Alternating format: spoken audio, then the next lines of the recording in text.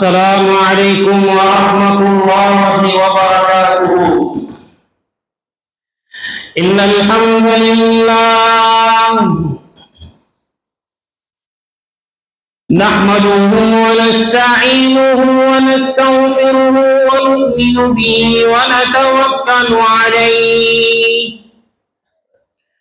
ونعوذ باللہ من شرور انفسنا ومن سيئات أعمالنا من يهده الله فلا مضل له ومن يضلله فلا هادي له وأشهد أن لا إله إلا الله وأشهد أن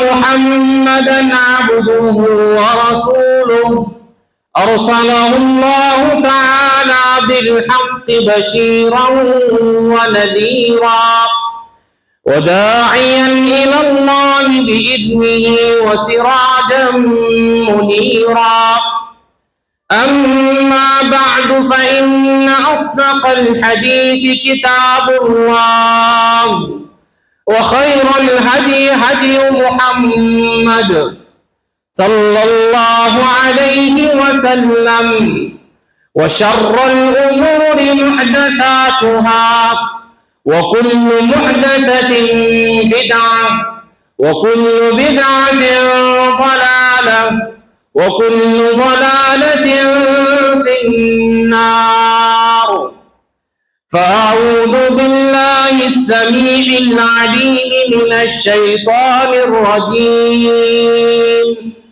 بسم الله الرحمن الرحيم يا أيها الذين آمنوا اتقوا الله حق تقاته ولا تموتن إلا وأنتم مسلمون يا أيها الذين آمنوا اتقوا الله وقولوا قولا سديدا يصلح لكم أعمالكم ويغفر لكم ذنوبكم ومن يطع الله ورسوله فقد فاز فوزا عظيما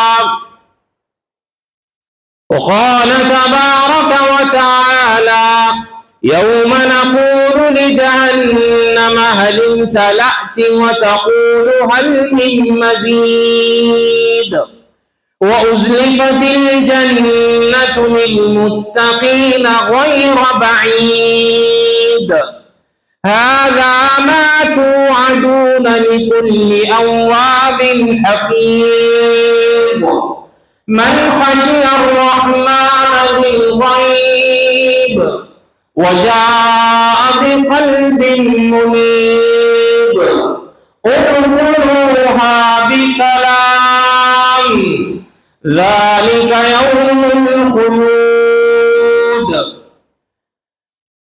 تمام قسم کی اچھی اور سچی تعریفیں اللہ وحدہ کے لیے لائق و زیبا ہے، جو ایک کائنات کا خالق ہے، قیامت کے دن کا مالک ہے۔ ہر چیز اسی کے حکم سے شروع ہوتی ہے اور ہر چیز اسی کے حکم سے ختم ہوتی ہے۔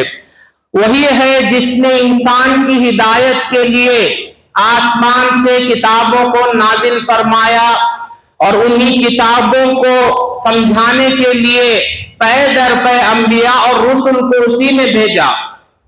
درود و سلام ہو نبی اکرم صلی اللہ علیہ وسلم پر، جن پر اللہ رب العزت نے قرآن المجید کو نازل فرمایا۔ درود و سلام ہو نبی اکرم صلی اللہ علیہ وسلم پر جو اللہ رب العزت کے سب سے آخری رسول اور بندے اور سب سے چہیتے بندے اور رسول۔ میرے بھائیوں، آج کی اس جمعہ میں میں آپ لوگوں کے سامنے ایک بہت ہی اہم موضوع لے کر آیا ہوں۔ یہ موضوع ہم میں سے اکثر لوگوں کو آج یہ افیکٹ کرتا ہے، یعنی سود کی قباحتیں۔ سودی کاروبار سے جو نقصان ہونے والا، جو انسان کی دنیا بھی جو بگاڑتا ہے، آخرت بھی بگاڑتا ہے۔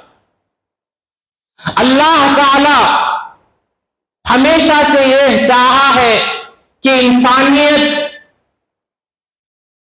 سوسائٹی کے اندر جو غریب طبقہ ہے، جن کے پاس مال نہیں ہے، وہ بھی آگے بڑھے، اور جو مالدار ہیں وہ بھی آگے بڑھے۔ اللہ کا قانون کبھی کسی پر ظلم کرنے والا قانون نہیں۔ یہ سود کا یا انٹرسٹ کا جو لین اور دین ہے، یہ سوائے بربادی کے، سوائے نقصان کے، کچھ فائدہ انسان کو نہ دنیا میں دیتا ہے نہ آخرت میں دیتا ہے۔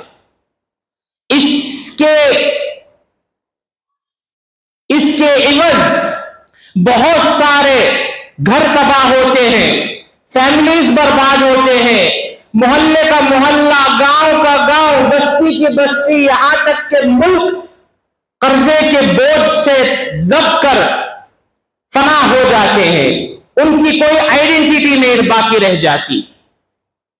اللہ تعالی اگر ایک انسان شریعت کا مطالعہ کرے تو یہ چیز واضح ہے کہ شرک سب سے بڑا گناہ ہے، اور اس کی سزا بھی اللہ تعالیٰ کو یہ بہت ہی ناپسندیدہ عمل، اللہ کو یہ ایسا عمل ہے جو اللہ تعالیٰ معاف کرنے والا نہیں۔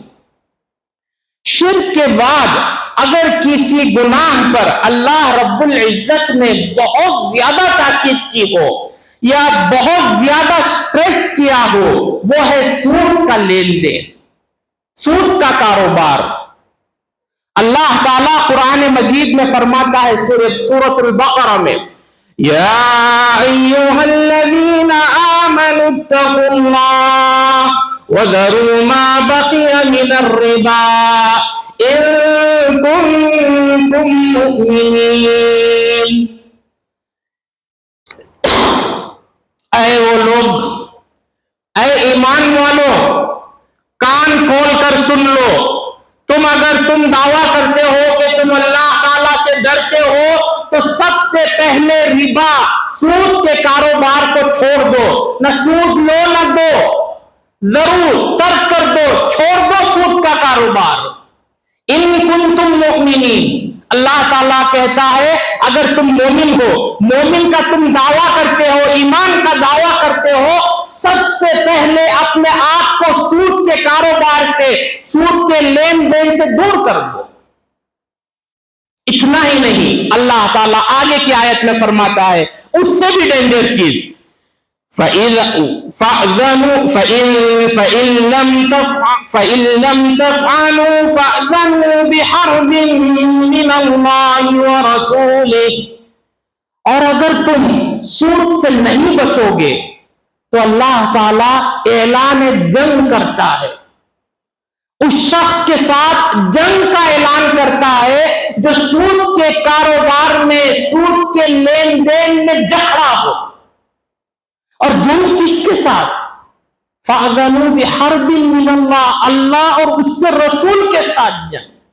بھلا بتائیے انسان اگر اللہ اور اس کے رسول کے ساتھ جنگ کرے گا کیا اثر ہوگا اس کا؟ اللہ تعالیٰ اس گناہ کی جو سنگینی ہے اس کو بیان کرتے ہوئے، اس کی سیویریٹی کو اللہ تعالیٰ بیان کرتے ہوئے فرماتا ہے سود کا لین دین ایسا ہے جیسے کہ تم میرے خلاف اور میرے رسول کے خلاف جنگ کر رہے ہو، اور ایسی جنگ میں تم کبھی کامیاب نہیں ہوگے۔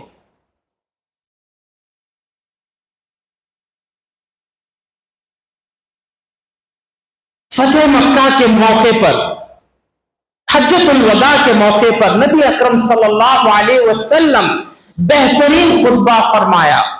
عرفات کے میدان میں ایسی ایسی نصیحتیں آپ صلی اللہ علیہ وسلم نے کی جو قیامت کے دن تک مفید ثابت ہوتی ہیں، اور یہ امت مسلمہ کو وہ تمام نصیحتوں پر عمل کرنے کی ضرورت ہے۔ اس میں سے ایک بڑی نصیحت نبی اکرم صلی اللہ علیہ وسلم کی یہ تھی کہ آپ نے فرمایا میں آج کے اس دن جاہلیت کے جتنے بھی سودی معاملات تھے، سود کے انٹرسٹ بیسڈ ٹرانزیکشن جتنے بھی تھے جاہلیت کے زمانے کے، وہ سب کو میں ختم کرتا ہوں۔ آپ کہتے ہیں میں میرے پیر کے نیچے ڈال کر اس کو میں نے رون دیا ہے، ان ٹرانزیکشنز کی کوئی حیثیت نہیں۔ پھر آپ نے صرف یہ زبان سے نہیں فرمایا، عملی جامات پہناتے ہوئے، عمل کا ثبوت دیتے ہوئے اپنے خاندان سے آپ نے کہا میرے جو چچا عباس ابن عبد المطلب جو بڑے مالدار تھے، وہ سود پر اپنا پیسہ دیا کرتے تھے زمانے جاہلیت میں، آپ فرماتے ہیں میں میرے چچا کا جتنا بھی سود کا جو ٹرانزیکشن ہے میں لوگوں پر معاف کر دیتا ہوں۔ اور چچا سے مخاطب ہو کر کہتے ہیں کہ تم جو تمہارا اصل ہے، جو تمہارا پرنسپل اماؤنٹ جو ہے وہ لے لو اور جتنا بھی سود ہے اس کو چھوڑ دو۔ میرے بھائیوں، یہ بہت عظیم جرم ہے۔ اللہ کے نبی فرماتے ہیں میرے ایک مرتبہ میں نے خواب دیکھا، اور نبی کا جو خواب ہے وہ وحی کا درجہ رکھتا ہے۔ آپ نے فرمایا میں نے ایک خواب دیکھا جس کے اندر ایک شخص، خون کا بڑا تالاب ہے، بڑی مشکل سے وہ تالاب کے اندر تیرتے ہوئے وہ ساحل کے کنارے آتا ہے، اور ساحل کے کنارے یعنی تالاب کے کنارے چند فرشتے ہیں جو بڑے بڑے پتھر لیے کھڑے ہیں۔ جیسا یہ شخص بڑی مشکل سے یہ خون کا تالاب پار کر کے آتا ہے، وہ فرشتہ وہ پتھر اٹھا کر اس شخص کے منہ پر اتنا زور سے مارتا ہے کہ وہ شخص پھر تو تالاب کے بیچوں بیچ جا گرتا ہے۔ پھر وہ ایسے ہی تیرتا ہوا آتا ہے، اور ایسا سلسلہ قیامت تک چلتا رہے گا۔ ایک اور حدیث میں آپ نے فرمایا، سود کی قباحت کو بیان کرتے ہوئے آپ نے فرمایا الربا 72 بابا، سود کے 72 دروازے ہیں، یعنی 72 مرتبہ لیولز ہے۔ پھر آپ نے فرمایا ادناہا ان ینکح الرجل امہ، اور اس کا جو سب سے لیسٹ کیٹیگری کا جو ربا ہے، سود ہے، وہ ایسا ہے کہ ایک شخص اپنی ماں کے ساتھ زنا کرے۔ سب سے لیسٹ کیٹیگری کا سود، یعنی اللہ کی نظر میں اتنا گھٹیا کام ہے یہ سود لینا اور سود دینا کہ اللہ تعالیٰ کو کبھی پسند نہیں ہے ایسا۔ اسی لیے انسان کو ہر شخص، یعنی انسانیت کے اندر ماں کا بڑا درجہ، صرف دین اسلام میں نہیں، ہر مذہب کے اندر ماں کا بڑا درجہ۔ اللہ تعالیٰ کہتا ہے سب سے نیچے، سب سے معمولی کیٹیگری کا جو سود ہے وہ گویا کہ اپنی ماں کے ساتھ زنا کرنے کے برابر۔ ایک اور حدیث میں آپ صلی اللہ علیہ وسلم نے فرمایا درہم ربن، یعنی ایک درہم ربا کا جو ایک درہم یأکل الرجل وہو یعلم، اور اگر کوئی شخص سود کا ایک درہم، آج کے زمانے میں 1 روپیہ سود کا جان بوجھ کر اگر کوئی شخص کھاتا ہے، اشد عند اللہ من 36 زانیہ، 36 زنا کرنے والوں کے برابر 1 روپے کا سود کا کھانا کھانا ہے۔ 1 درہم کا کھانا، یہ جان کر کہ یہ سود کا ہے، اس کا جو گناہ ہے یعنی 36 زنا کرنے والوں کے کا جتنا گناہ ہے اتنا گناہ اس کا۔ میرے بھائیوں، نبی اکرم صلی اللہ علیہ وسلم نے فرمایا، عبداللہ بن مسعود کی حدیث ہے، لعن رسول اللہ آکل الربا وموکلہ وشاہدین وکاتبہ، اللہ کے رسول نے سود کھانے والے پر لعنت بھیجی ہے، اور سود کھانے والا، سود دینے والے پر بھی اللہ کے رسول نے لعنت بھیجی، اور یہ دونوں کے علاوہ جو گواہ بنتا ہے سودی ٹرانزیکشن کا، انٹرسٹ بیسڈ ٹرانزیکشن کا، اگر کوئی گواہ بنے تو اس پر بھی اللہ کے رسول کی لعنت ہے۔ اور اتنا ہی نہیں، یہ پورا ٹرانزیکشن، ایک شخص سود دیتا ہے، دوسرا شخص لیتا ہے، اور کوئی تیسرا آدمی اس کا گواہ بنتا ہے، چوتھا شخص یہ ٹرانزیکشن کو جو لکھتا ہے، اللہ کے رسول نے اس پر بھی لعنت بھیجی۔ کھانے والا بھی برابر، کھلانے والا بھی برابر، گواہ دینے والا بھی برابر، اور لکھنے والا تک بھی برابر لعنت کے مستحق بنیں گے۔ اور نبی اکرم صلی اللہ علیہ وسلم کی لعنت اگر ہو تو وہ شخص زندگی میں کبھی کامیاب بھی نہیں ہو سکتا۔ یہ جو سود صرف دین اسلام کے اندر حرام کردہ چیز نہیں ہے، اس سے پہلے جتنی شریعتیں تھیں سب کے اندر اللہ رب العزت نے سود کو حرام ہی رکھا تھا، اور سود کسی بھی قوم کے اندر جائز نہیں۔ یہود جو آج بینکنگ سسٹم کے سب سے بڑے ہیں، تمام بینک ان کے کنٹرول میں ہے، ان کے مذہب میں، تورات میں سود کے خلاف اللہ تعالیٰ نے سود کو تورات کے اندر بھی حرام قرار دیا۔ لیکن یہ لوگ ایسی قوم ہے جو اللہ کے فرمان کو جھٹلانے والی، اور فرمان جو ہے اللہ کے، اس کے اگینسٹ جا کر کام کرنے والی قوم۔ یہ اس زمانے میں بھی سود کا بزنس کیا کرتے تھے، وہ آج بھی سود کا بزنس کرتے ہیں، اور کل قیامت تک بھی یہ قوم ہمیشہ سود کے بزنس میں ہی رہے گی۔ آج جتنی بھی بینک آپ لے کر دیکھیے، جتنے بھی فائنینشیل انسٹیٹیوشنز ہیں، سب کا کنٹرول یہودیوں کے ہاتھ میں ہے۔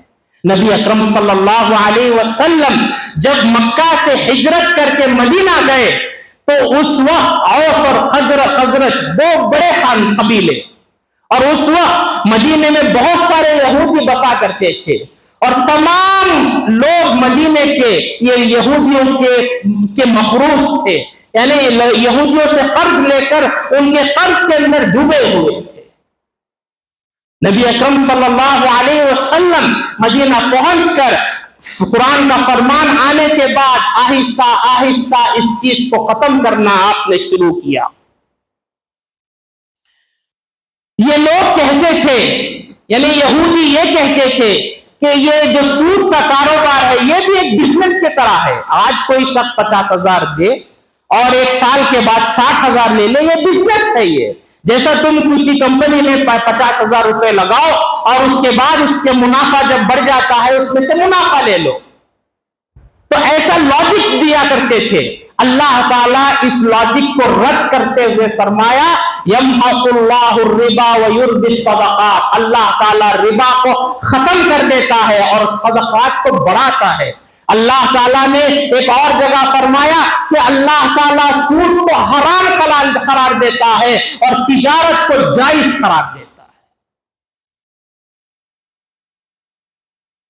اللہ نے فرمایا احل اللہ البیع وحرم الربا، اللہ تعالیٰ تجارت کو جائز قرار دیتا ہے، جتنا تم چاہو کماؤ تجارت میں پیسہ لگا کر، لیکن سود میں اگر تم پیسہ لگا کر کماؤ گے تو وہ پورا ویسٹ ہونے والا ہے، وہ حرام چیز ہے۔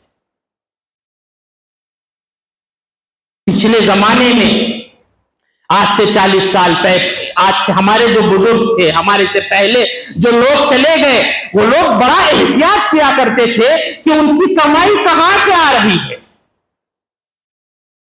آج انسان یہ سوچتا ہے مجھے پیسہ چاہیے، وہ کہیں سے بھی آئے، وہ چوری کا ہو، ڈکیتی کا ہو، سود کا ہو، کسی کا مال غبن کر کے ہو، یا یتیم کا مال دبا کر ہو، کسی بھی حالت میں انسان اپنے پاس اگر پیسہ آ جائے، پیسہ کمانے کو کمال سمجھتا ہے۔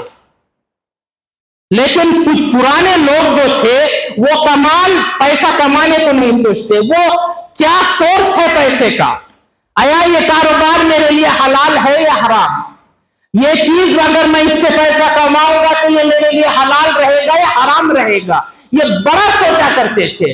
آج کا نوجوان اس کو سامنے کچھ بھی تھوڑا پیسہ رکھ دو بڑی آسانی کے ساتھ پھسل جاتا ہے۔ میرے بھائیوں، عہد نبوی میں اس کا بڑا خیال رکھا جاتا تھا۔ ایک دو مثالیں، ابو بکر صدیق رضی اللہ عنہ کے غلام نے آ کر آپ کے سامنے ایک مٹھائی کا ٹکڑا رکھا، فوراً ابو بکر لے کر کھا لیے، حلوہ تھا یا کوئی مٹھائی تھی۔ کھانے کے بعد غلام کہنے لگا، اے آقا، یہ جو میں مٹھائی لایا تھا، میں زمانے جاہلیت میں، پہلے گزرے ہوئے زمانے میں نجومی کہانت کا کام کیا کرتا تھا، یعنی ایسٹرالوجی کا، آگے کی باتیں بیان کرنے کا کام کیا کرتا تھا۔ بہت پرانا ایک آدمی میرا کچھ پیسہ دینے کا تھا، اس زمانے کا پیسہ مجھے آج وہ لا کر مٹھائی کی شکل میں دیا۔ تو جیسے ہی ابو بکر صدیق رضی اللہ عنہ کو یہ بات معلوم ہوئی، فوراً اپنی انگلیاں ہلاک میں ڈال کر جو کچھ بھی کھایا تھا اس کو باہر نکال کر دے۔ نبی اکرم صلی اللہ علیہ وسلم ایک مرتبہ آپ کے پیارے نواسے حسین رضی اللہ عنہ کے ساتھ جا رہے تھے، دو کھجوریں نیچے پڑی ہوئی تھی، فوراً حسین رضی اللہ عنہ لپکتے ہیں، کھا لیتے ہیں۔ فوراً نبی اکرم صلی اللہ علیہ وسلم حسین رضی اللہ عنہ کو روکتے ہیں اور کہتے ہیں، کخی کخی، فوراً اس کو تھوک دو۔ اما تعلم، کیا تم نہیں جانتے کہ آل رسول پر صدقے کا کھانا جائز نہیں ہے؟ یعنی چھوٹا 5 سال کے بچے کی تربیت آپ صلی اللہ علیہ وسلم کہہ رہے ہیں کہ تم یہ جان لو بیٹا کہ ہماری جو فیملی ہے، ہمارا جو خاندان ہے، ہم آل رسول ہیں، اہل بیت میں سے ہیں، ہمارے لیے صدقے کا، زکوٰۃ کا پیسہ جائز نہیں ہے۔ یعنی پاک غذا پر انسان کو ہمیشہ فوکس کرنا چاہیے میرے بھائیوں۔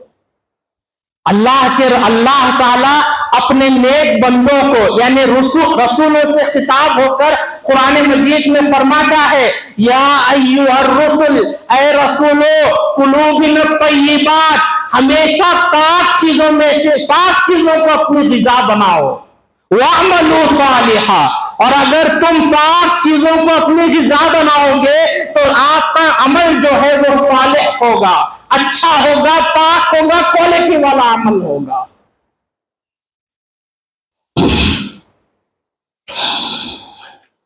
سودی نظام سے جو سب سے زیادہ نقصان جو ہوتا ہے وہ غریب کو ہوتا ہے۔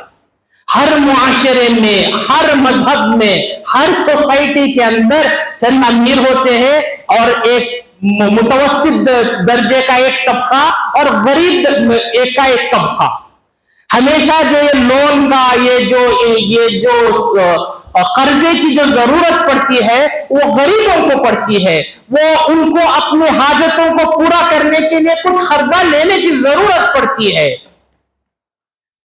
یہ جو نظام ہے سود کا، یہ اخوت کو، بھائی چارگی کو، یہ جو جذبہ ایک دوسرے کے تعلق سے نرمی کا جذبہ، یہ تمام چیزوں کو ختم کر دیتا ہے۔ انسان مجبوری میں آ کر کسی ایک کے پاس یا کسی مارواڑی کے پاس جا کر کچھ لون لیتا ہے تو وہ مجبور ہے، اس لیے اس نے لون لیا ہے۔ لون لینے کے بعد وہ مارواڑی اس کو یہ نہیں دیکھتا کہ یہ مجبور تھا، یہ میرا بھائی ہے، یہ میری قوم کا ہے، یہ انسان ہے، اس کے گھر میں کوئی بڑی آفت ہے، یہ کچھ نہیں دیکھتا۔ اس کو صرف اس کے پیسے سے اور اس کا جو سود کا جو انٹرسٹ کی جو رقم ہے اس سے اس کو مطلب ہے۔ یہی چیز آپ بینکوں کے تعلق سے لگا کر دیکھ لیجئے۔ جب کوئی انسان بینک سے لون لینے کے لیے جاتا ہے، اس کی بڑی آؤ بھگت ہوتی ہے، اس کو سر پر چڑھایا جاتا ہے، میٹھے میٹھے بول اس کو بولے جاتے ہیں۔ وہ جیسے ہی وہ قرض لے لیتا ہے، بینک کا لون لے لیتا ہے، اور اب آگے چل کر 1 سال 2 سال کے بعد جب وہ ادا کر نہیں سکتا یا 1 یا 2 قسط وہ ڈیفالٹ کر جاتا ہے، تب جا کر جو بینکوں کا جو اصل چہرہ ہے وہ باہر آتا ہے۔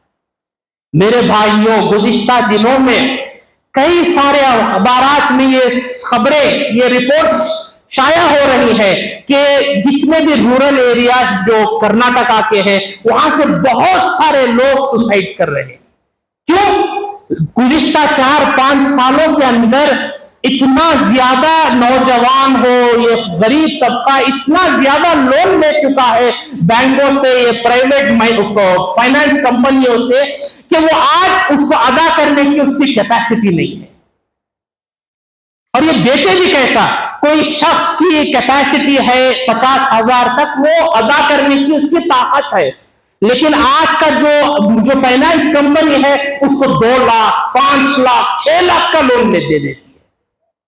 और जब ये बेचारा जब पे नहीं कर सकता तो वो आते हैं, उसकी जमीन छीन लेते हैं, उसका घर छीन लेते हैं, उसके खानदान वालों के सामने उसको जलील और रुस्वा कर देते हैं। इतना वो शख्स रुस्वा होता है कि फाइनली वो जाकर अपने आप को खत्म कर देता है। ऐसी कितनी सारी रिपोर्टें आ रही। मेरे भाइयों, ये जो कैंसर है, ये जो लोन का जो कैंसर मामला है, ये हमारी कौम के अंदर भी बहुत ज्यादा, बहुत तेजी से फैल रहा है। आज का नौजवान शुरू उसकी जिंदगी लोन से शुरू होती है। वो बड़ी बड़ी कॉलेजों में पढ़ने के लिए, बाहर पढ़ने के लिए 30-30 लाख 20-20 लाख का एजुकेशन लोन के नाम से लोन ले लेता है। जो पहली कमाई उसकी आती है, उसको इंटरेस्ट भरने में उसका शुरू हो जाता है, इंटरेस्ट का अकाउंट। जैसे ही तुम इंटरेस्ट का अकाउंट शुरू होगा, अल्लाह ताला बरकतों को, रहमतों को सल्ब कर देता है। और ये जैसे ही ये एजुकेशन लोन खत्म होता है, वो उसकी शादी के लिए नया लोन लेता है, उसके बाद घर बनाने के लिए नया लोन लेता है, औलाद की तालीम के लिए नया लोन लेता है। यानी पूरी जिंदगी उसकी लोन की किस्तें भरते भरते आखिरी महीना, जो जिस महीने में उसकी वफात होती है, उस महीने तक भी लोन की किस्तें भरता ही रहता है। कितने मौके ऐसे हैं, कितने ऐसे वाकयात हैं जिसके अंदर बाप का लोन बच्चों पर मुंतकिल हो जाता है। सडन बाप का एक्सीडेंट होकर इंतकाल हो गया। कोविड के अंदर कितने सारे लोग चले गए, और जब गए तो गए, छोटे छोटे बच्चों पर 1-1 करोड़ का लोन, 2-2 करोड़ का लोन। मेरे भाइयों, इससे बड़ा नुकसान है। जब जैसे ही ये चीज इंसान की जिंदगी में दाखिल होती है, अल्लाह ताला बरकतों को, रहमतों को खत्म कर देता है। इससे बचने का एक ही तरीका वो है कि इंसान अपनी जरूरियात को कम करे। जितनी उसकी हैसियत है, ख्वाहिशात भी उसकी हैसियत के मुताबिक होना चाहिए। इंसान की हैसियत है पल्सर खरीदने की, एक मोटरसाइकिल खरीदने की हैसियत है, लेकिन ख्वाब देखता है बड़ी बड़ी मर्सिडीज खरीदने की। और आजकल की जो बैंकें हैं, वो इंसान को पैसा दे भी देती है, और जब वो पैसा देते हैं तो समझो एक अगर कोई शख्स 10 लाख की गाड़ी लोन पर लेता है, तो उसको 5 साल में या 7 साल में 13 या 14 लाख पे करना है। तो ये बैंक वाले इतने चालाक होते हैं कि ये शुरू में जो अपना प्रिंसिपल अमाउंट है वो कट नहीं करेंगे। शुरू का 1 साल 2 साल आप हर महीना पे कर रहे हैं, वो सिर्फ आपके इंटरेस्ट में जाएगा। पहला ये अपना जो 4 लाख 3 लाख जो इंटरेस्ट है वो उसको लेंगे, उसके बाद में प्रिंसिपल अमाउंट कट होगा। जब तक इंसान की जो पेमेंट कैपेसिटी है, वो जो 10 लाख का लोन जाकर 14, 15, 16 लाख हो जाता है। मेरे भाइयों, अपने आप को बचाओ, अपने ख्वाहिशात को, अपने जो ताकत है उसके बराबर उसको एडजस्ट कर लो। इसी जिंदगी के अंदर कामयाबी है।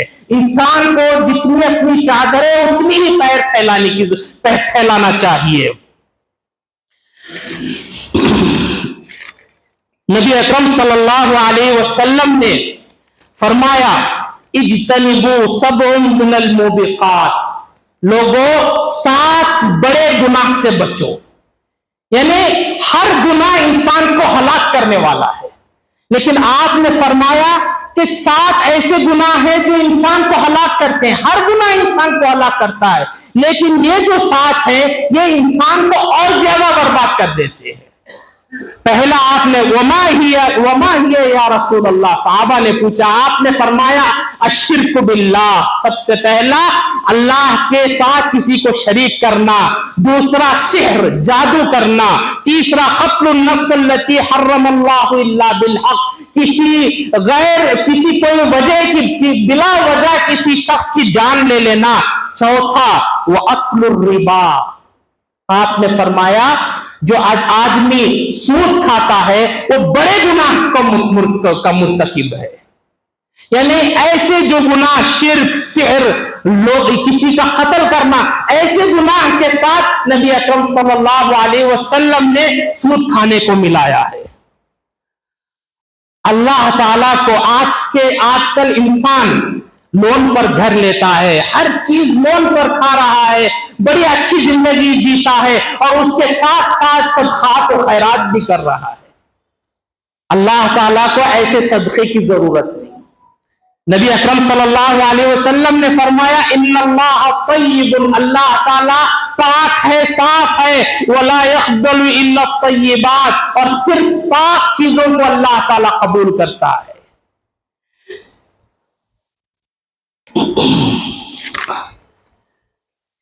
नबी अकरम सल्लल्लाहु अलैहि वसल्लम के पास एक सहाबी रसूल आते हैं और कहते हैं कि ऐ अल्लाह के रसूल, मुझे मुस्तजाबुद दावात बनना मेरी ख्वाहिश है। सहाबा की भी ख्वाहिश है भी क्या है, देखिए कि आज अगर हम कोई ख्वाहिश करेंगे तो हम क्या चाहते हैं, ऐ अल्लाह मुझे घर दे दे, ये मेरी ख्वाहिश, मुझे एक बड़ी गाड़ी दे दे, ये मेरी ख्वाहिश, मुझे ऐसा अच्छा लाखों रुपए कमाने वाला जॉब मुझे दे दे, मेरी तिजारत को लाखों वाली तिजारत बना दे, करोड़ों रुपए मैं कमाऊं, ये ख्वाहिश हमारी। सहाबा की ख्वाहिश क्या, आते हैं पूछते हैं ऐ अल्लाह के रसूल, मैं मुस्तजाबुद दावात कैसे बन सकता हूं, यानी मैं जो भी मांगू अल्लाह से, अल्लाह ताला वो दुआ को कबूल कर ले, ऐसा करने के लिए मुझे क्या करना चाहिए। नबी अकरम सल्लल्लाहु अलैहि वसल्लम एक सिंपल सॉल्यूशन आपने फरमाया, मतामक फकुल मुस्तजाबुद दावात, तुम्हारा जो खाना खाते हो, जो तुम्हारी गिज़ा है, उसको पाक कर दो, पाक गिज़ा खाओ, अल्लाह ताला तुम्हें मुस्तजाबुद दावात बना देगा। तो इसका मफहूम मुखालिफ क्या हुआ कि जो शख्स पाक गिज़ा नहीं खाता, हलाल गिज़ा नहीं खाता, वो मुस्तजाबुद दावात नहीं हो सकता, अल्लाह ताला उसकी दुआओं को कबूल नहीं करता। बुखारी की एक हदीस है, इस एक शख्स बड़ा सफर करके आता है, बड़ा तवील सफर, यानी उसके कपड़े गंदे हो जाते हैं सफर में, और यह सफर अल्लाह के घर का सफर, उसके बाल परागंदा हो जाते हैं, थक जाता है, थका हारा अल्लाह के घर पहुंचता है, और फिर पहुंचकर अल्लाह के घर में दुआएं मांगना शुरू करता है। अल्लाह, मैं इतनी मुश्किल से, इतनी तकलीफें बर्दाश्त करके तेरे घर आया हूं, मेरी दुआओं को, मेरी फरियादों को सुन ले, कबूल कर ले। नबी अकरम सल्लल्लाहु अलैहि वसल्लम फरमाते हैं, व मतअमुहु हराम व मशरबुहु हराम व मलबसुहु हराम व गुज़िया बिल हराम। इतनी मेहनत के बाद अगर कोई शख्स, उसका खाना हराम का खाना हो, उसका पीना हराम के कमाई से कमा कर वो पीता हो, और अब उसका जो पहनना है, जो लिबास जो पहनता है वो हराम का है, और जो ग़िज़ा वो खाता है वो अगर हराम की है, तो अल्लाह ताला फ़अन्ना युस्तजाबु लक, अल्लाह ताला पूछता है कि ऐसे शख्स की दुआएं कैसे कबूल हो। मेरे भाइयों, ये जो जुर्म है, यानी इसका जो पनिशमेंट है, ये हमारी औलाद के अंदर भी ट्रांसफर हो सकता है। अल्लाह एक और हदीस में नबी अकरम सल्लल्लाहु अलैहि वसल्लम फरमाते हैं कि अगर कोई बंदा सूद की कमाई से खाकर अपने जिस्म को परवान चढ़ाता है, या उसके औलाद को सूद की कमाई खिलाता है, तो नबी अकरम सल्लल्लाहु अलैहि वसल्लम फरमाते हैं कि ऐसे हराम की कमाई खाकर जो परवान चढ़ता है, ऐसे जिस्म को अल्लाह ताला कल क़यामत के दिन आग में झुलसाएगा। मेरे भाइयों, यही चंद बातें आपके सामने रखना था।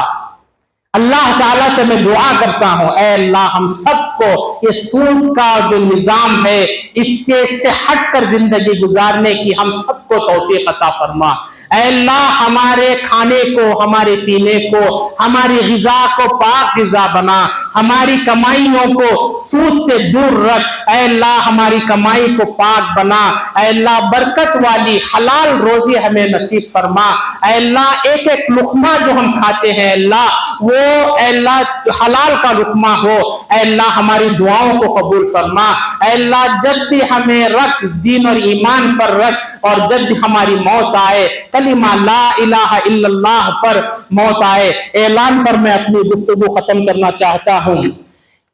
शहर बेंगलोर से करीब यानी यहाँ से 200 किलोमीटर पर एक बस्ती है पेरनाम्बेट, तमिलनाडु के अंदर। वहाँ मदरसा हसन बिन साबित एक मदरसा है, और मदरसे के साथ साथ एक मस्जिद के लिए जगह ली गई है जिसका कुल खर्च 15 लाख रुपए है, और इसमें से 13 लाख रुपए अदा कर दिए गए हैं, सिर्फ 2 लाख बाकी हैं।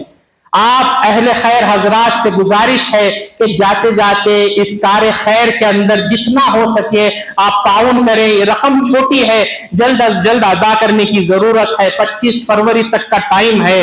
आप अगर थोड़ा ताउन करेंगे तो ये रकम आसानी के साथ अदा की जा सकती है। 1 स्क्वायर फीट की कीमत जो है 1300 रुपए है, और एक मुसल्ला की कीमत तकरीबन 7000 रुपए है। आप तमाम से गुजारिश है कि जितना हो सके इस मदरसे के लिए ताउन करते जाएं। अक़ूलु क़ौली हाज़ा व अस्तग़फ़िरुल्लाह ली व लकुम व लिसाइरिल मुस्लिमीन फस्तग़फ़िरूहु इन्नहु हुवल गफ़ूरुर रहीम।